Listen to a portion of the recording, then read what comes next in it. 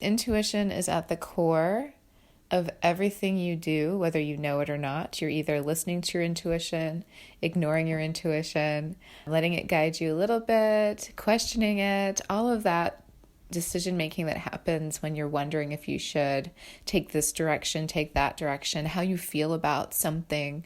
Maybe it's really clear, maybe it isn't. The thing with your intuition is it's really important to develop a really strong relationship with it, because it will help cut these questions in half in terms of the time you spend on figuring out what's right for you and what's true to your path. Hi, I'm Christina Barcy. Welcome to the Boss Goddess podcast. This is your invitation to step out of the hustle and into your purpose and passion.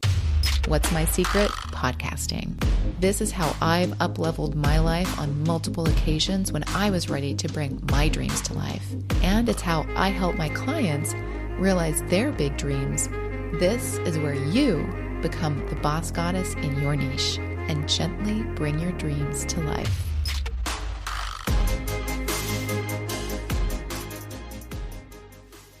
The way I like to describe intuition is that it is the voice of your soul. It's the one that always makes choices with your highest good in mind, and that it completely knows your worth and your full potential.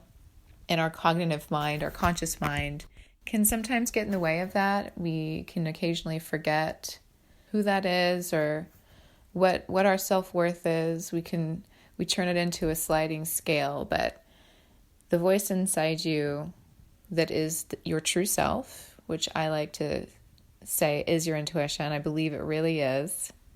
That part inside you that is your true self is the place that your intuition speaks from. And like I said, sometimes it's hard to always hear it.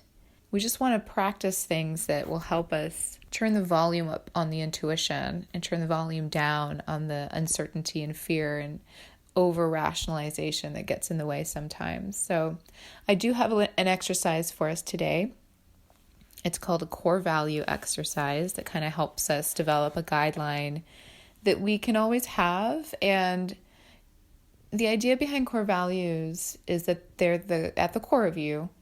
They're always there. They're the most unwavering part of what you believe in and what's important to you and what's true.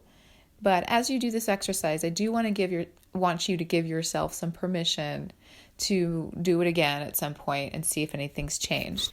There is room for that. There's always room for that. Because as we develop a stronger relationship with our intuition, we may realize that something that was on our list a month ago has changed a little bit. And you realize, well, actually, that was my ego talking, or I just put that there because I didn't know what else to write. Things like that. And as you develop a truer relationship with who you are inside, this exercise might evolve. So just keep that in mind. I am getting it out of a really nice book. It's actually a business book, but it's called Attracting Perfect Customers: The Power of Strategic Synchronicity. And it's by Stacy Hall and Jan Brogniez. I don't know if I'm saying that right, but I'll put it in the show notes. And the way they describe core values is they say, values are core if they are so fundamental and deeply held that they will change seldom, if ever. So that's their description of it. But again, I will say that as you develop a stronger relationship with your truth, there is opportunity for the core values to evolve into something more and more solid for you. I have a question for you. Are you a new coach who's feeling genuinely called to starting your own podcast, but you're getting overwhelmed the second it turns into a content hamster wheel of daily posts on social media, lots of clips, and starting a YouTube channel? I'm here to tell you that most successful podcasters did not begin with video.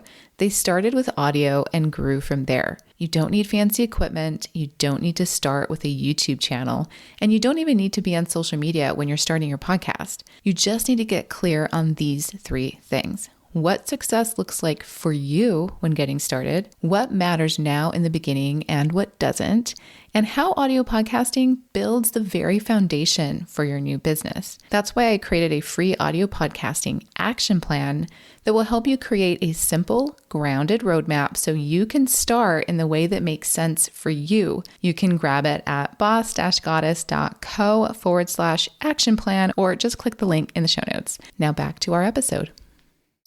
So the way this works is you're going to get a piece of paper. You're going to number it from 1 through, let's say, 9 or 10.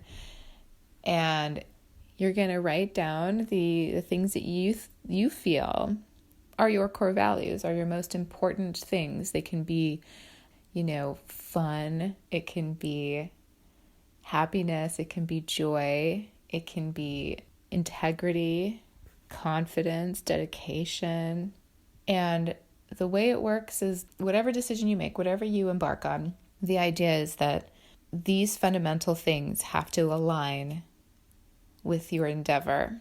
The most important parts of your core values have to be a part of the things that you do in your life. And it can be business, it can be a project, it can be engaging with another person, it can be an experience, but there have to be components of your core values involved, or else something will feel really out of alignment. And then things have the potential of going off track or derailing, or, you'll have a learning experience, which isn't bad at all. But it's nice to know what your core values are to see if the decisions you're making are in alignment with them, with you, essentially. So again, you're numbering the piece of paper 1 through 9 or 10. And just take a moment to write down a list of words that make the most sense to you, that are the most important to you as you pursue things. Again, like my values, I value integrity, I value joyfulness, I value dedication, a sense of humor, things like that. And when you're done with that, by the way, you have complete permission to not fill out 10 words. Maybe only 2 or 3 come to mind. That is completely okay. Whatever stage you're in is the stage you're in. If you only have 1 word, that's fine. There's just room to grow and a relationship to build there. But that's normal. Don't worry. You're not doing it wrong.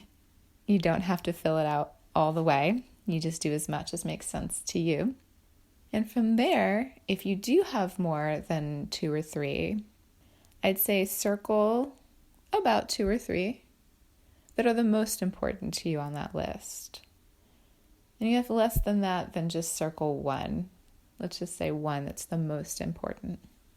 And once you have a few words that you feel are the most important to you, that are the top of that list, if you had to choose one that feels the strongest, you're going to write yourself a personal mission statement. For example, and again, I'm taking this out of the book, just because I like their example. My personal mission statement is to ensure that everyone is treated with justice. That's super simple.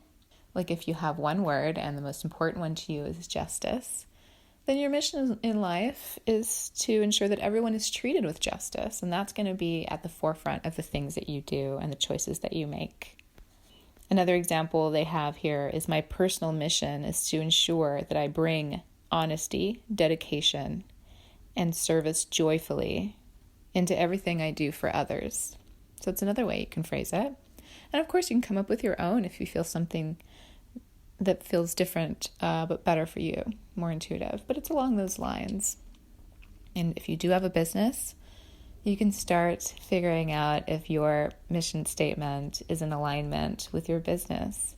And if you ever feel like you've lost track of what these things are, you can always do this exercise again on your own, or you can go back and refer to it if you really like it. You can even write it on a piece of paper, whatever your mission statement is, and keep it with you.